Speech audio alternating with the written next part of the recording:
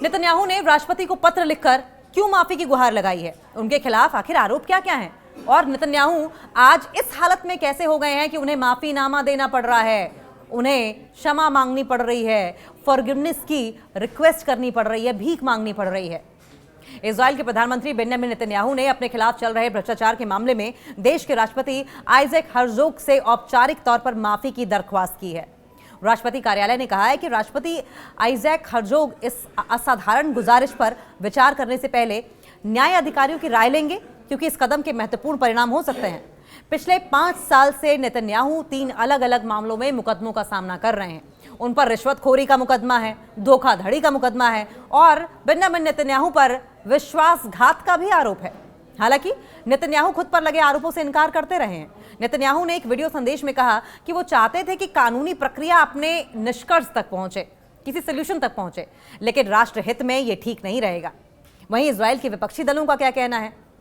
Israel के विपक्षी दलों का कहना है कि माफी की गुहार लगाने से पहले नेतन्याहू को दोष स्वीकार करना चाहिए, मानना चाहिए कि वो विश्वासघाती हैं, मानना चाहिए कि नेतन्याहू करप्ट है। इस महीने की शुरुआत में अमेरिका के राष्ट्रपति डोनाल्ड ट्रंप ने इजरायली राष्ट्रपति हर्जोग से अपील की थी कि वो नेतन्याहू को पूरी तरीके से माफी दे दे। उस समय हर्जोग ने यह कहा था कि माफी के लिए किसी भी व्यक्ति को औपचारिक तौर पर एक अनुरोध देना होता है, माफी के लिए यह मानना होता है कि उसने क्राइम किया है। क्या नेतन्याहू मानेंगे कि वो क्रिमिनल हैं? रविवार को राष्ट्रपति कार्यालय ने नेतन्याहू के इस अनुरोध के बारे में जानकारी दी और उनका लिखा पत्र ये कहते हुए जारी किया कि इसकी गंभीरता, इसकी सीरियसनेस और उसके इफेक्ट को, उसके इंपैक्ट को देखते हुए इसे पब्लिक करने का डिसीजन लिया गया है। अब तक राष्ट्रपति कार्यालय ने यह नहीं बताया कि राष्ट्रपति इस पर कब फैसला करेंगे। नेतन्याहू पर दरअसल 3 आरोप लगे हैं।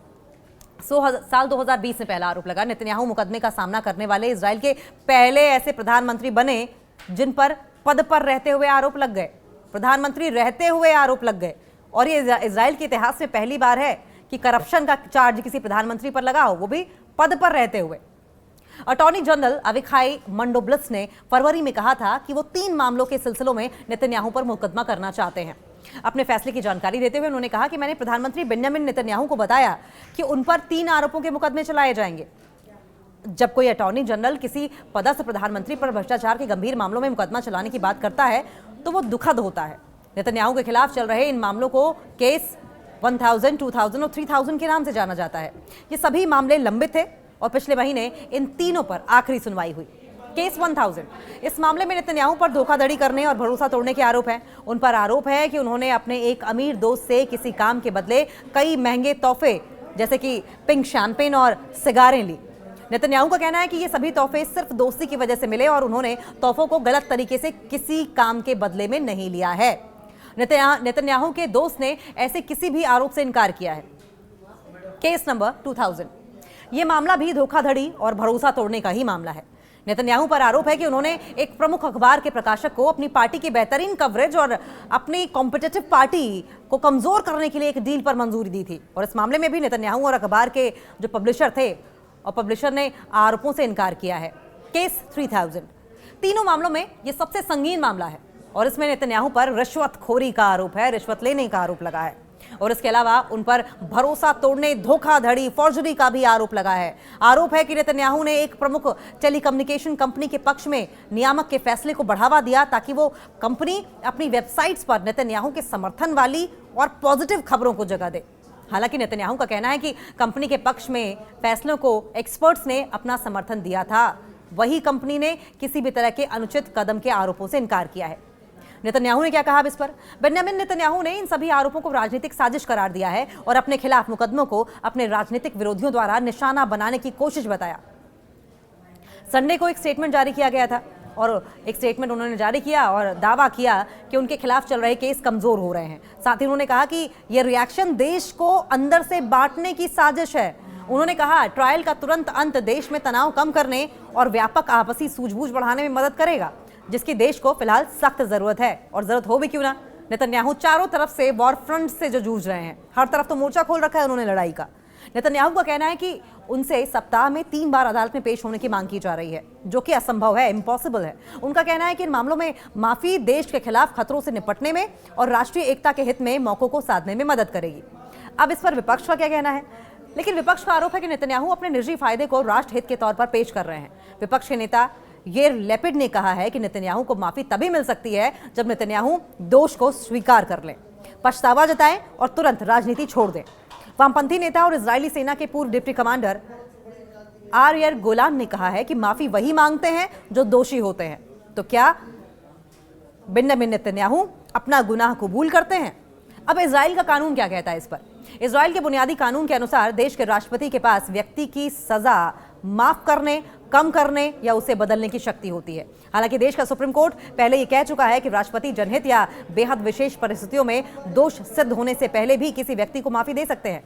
नेतन्याहू की लिकुड पार्टी, उनके समर्थक इन मामलों में उनकी माफी का समर्थन करते हैं, लेकिन देश के एक बड़े तबके को यह लगता है कि अगर नेतन्याहू को माफी मिल जाती है तो यह देश की लोकतांत्रिक परंपरा और न्यायिक स्वतंत्रता के लिए खतरा होगा।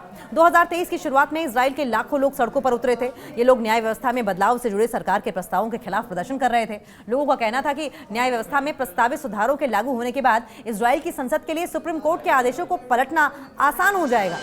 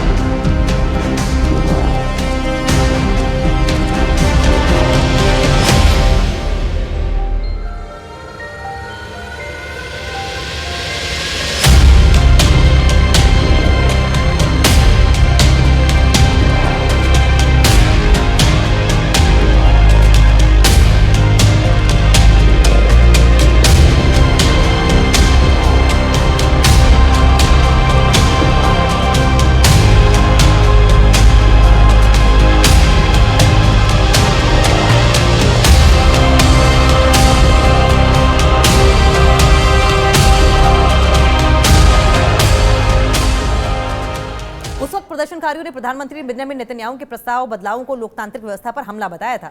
लेकिन फिर उसी साल 7 अक्टूबर को हमास के हमले और उसके बाद शुरू हुई जंग ने इजराइल के लिए स्थिति बदल दी और इसी बीच अंतर्राष्ट्रीय आपराधिक न्यायालय यानी कि आईसीसी ने पिछले साल नेतन्याहू और पूर्व रक्षा मंत्री योआव गैलेंट के खिलाफ युद्ध अपराधों के आरोप में गिरफ्तारी वारंट जारी किया। नेतन्याहू ने इसे यहूदी विरोधी फैसला करार दिया था उस वक्त।